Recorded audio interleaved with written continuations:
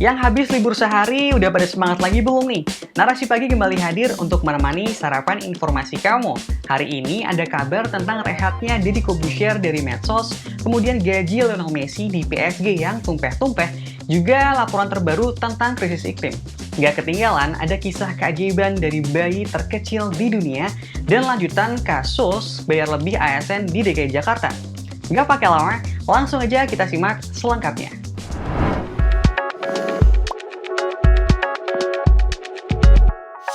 Badan Pengawas Keuangan atau BPK menemukan kelebihan bayar gaji ASN di DKI Jakarta sebesar 862,7 juta rupiah. Semalam di Mata Najwa, Forum Indonesia untuk Transparansi Anggaran atau FITRA menyebut kalau ada celah korupsi. Oh, wow! Temuan BPK tersebut pun dibenarkan oleh Wagub DKI Jakarta Riza Patria. Riza juga mengaku kelebihan ini terjadi karena ada kesalahan pendataan soal pegawai yang pensiun, meninggal, dan masih aktif. Namun, ia mengatakan kelebihan itu akan dikembalikan semua. Pakar sistem anggaran sekaligus Sekjen Fitra Misbah Hasan menilai kelebihan ini berpotensi membuka celah korupsi. By the way, BPK juga nemuin beberapa kelebihan bayar lainnya di DKI untuk tahun 2020 lalu.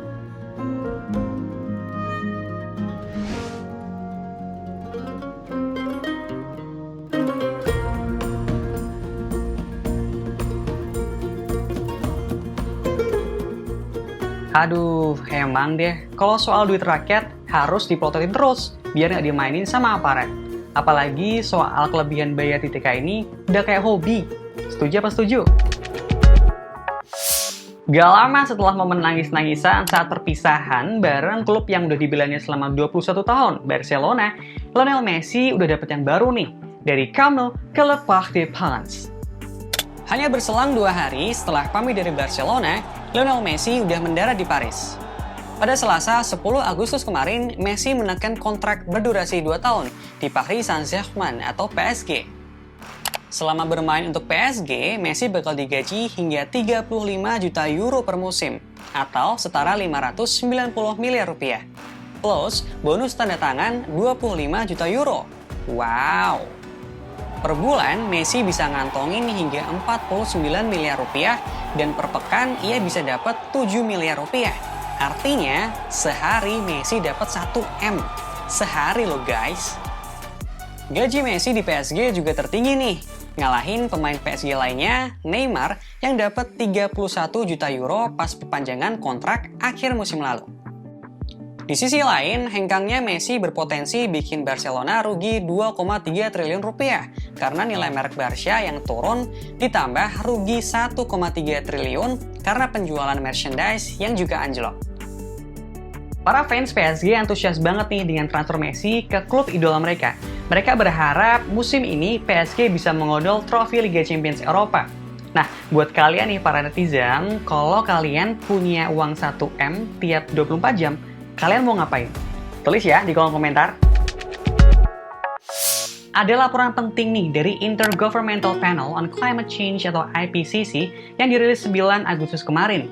Dalam laporan ini terungkap bahwa suhu bumi sekarang lebih hangat ketimbang 125.000 tahun ke belakang. Ini jelas bukan pertanda baik, kehancuran bumi udah di depan mata. Laporan IPCC itu disusun oleh lebih dari 200 ilmuwan selama beberapa tahun dan disetujui oleh 195 pemerintahan. Dokumen tersebut menyingkap bagaimana ketergantungan manusia akan bahan bakar fosil bikin bumi menghangat.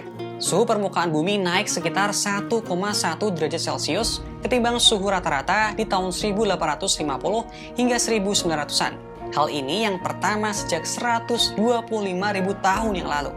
5 tahun terakhir bahkan jadi yang terpanas sejak 1850. Belum lagi, permukaan laut baru-baru ini naik hampir 3 kali lipat dibandingkan tahun 1901 hingga 1971. Poin penting lainnya dalam laporan IPCC adalah bagaimana manusia berperan sebesar 90% dalam penyusutan gletser sejak 90-an. Salah satu dampaknya, suhu bumi bisa mencapai 1,5 derajat Celcius pada tahun 2040 nanti. Ini kurang dari 20 tahun lagi loh. Nantinya, saat mencapai pemanasan 1,5 derajat Celcius, diprediksi bakal makin banyak peristiwa ekstrem yang belum pernah terjadi sebelumnya. Ya, sekarang juga udah kerasa sih. Belakangan, dunia menyaksikan bagaimana badai, kebakaran hutan, banjir, kekeringan, merenggut banyak nyawa. Ini jadi bukti kalau krisis iklim itu ada dan benar-benar nyata. Gak ada angin, gak ada hujan, Deddy Corbuzier cabut dari medsos. Mantan mentalis yang kini dikenal sebagai YouTuber kondang itu pamit via akun Instagramnya Selasa kemarin. Melalui postingan Instagram, Deddy Corbuzier mengumumkan bahwa dirinya tengah menonaktifkan semua akun media sosialnya, termasuk podcast dan WhatsApp. Sampai sekarang, belum diketahui jelas apa alasan Deddy hiatus. Akankah karena kesehatan mental? Tapi yang pasti, hal ini di luar dugaan banyak orang. Karena Deddy selama ini dikenal sebagai YouTuber sukses yang mampu mendatangkan berbagai tokoh nasional di podcastnya. Kayak Menhan Prabowo Subianto, Menko Marves Luhut Binsar Panjaitan, Menlu Retno Marsudi, sampai penyidik KPK Novel Baswedan mau duduk bersamanya. Podcast Deddy pun terkenal dengan zona klarifikasi para figur publik setelah dirundung kritik. Bahkan yang mungkin akan selalu membekas di ingatan kita saat podcastnya mengadakan lomba catur antara Dewa Kipas alias Pak Dadang melawan Irene Sukandar yang ditonton lebih dari 1,2 juta orang secara live. Gak heran dari konten-konten YouTube-nya, tiap bulan ia bisa meraup miliaran rupiah loh. Kalau alasannya karena kesehatan mental, nggak apa-apa om, lanjutkan. Soalnya kan kesehatan mental setiap orang memang penting ya. Doa yang terbaik aja deh buat Om Deddy, semoga sehat selalu dan lekas bisa kembali menghibur para penggemarnya. Guys, seorang bayi yang diperkirakan sebagai bayi terkecil di dunia akhirnya pulang. Ia keluar dari rumah sakit setelah dirawat selama 13 bulan. Namanya Kwek Yusan. Juli tahun lalu, ia lahir dengan berat hanya 212 gram atau setara dengan sebutir buah apel. Saat ia lahir, usia kandungan sang ibu baru menginjak 25 minggu. Persalinannya pun 4 bulan lebih cepat dari jadwal. Si ibu didiagnosis gangguan kehamilan preeklamsia. Kondisi darah tinggi ini bisa sangat berbahaya tak hanya buat ibu, tapi juga kandungannya. Setelah 13 bulan menjalani perawatan intensif di National University Hospital Singapura, Yusan sudah bisa pulang pada 9 Juli lalu dengan berat yang jauh lebih sehat, 6,3 kg. Wah, perkembangan yang luar biasa ya. Dirawat di rumah sakit selama 13 bulan tentu nggak murah. Mama papa Yusan membayar biayanya melalui hasil crowdfunding.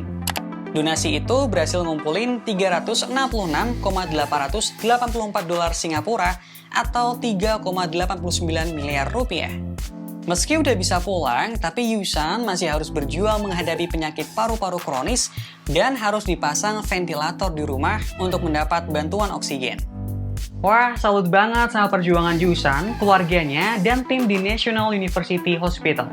Kita percaya Yusan bisa tumbuh sebagai anak yang sehat dan kuat. Amin.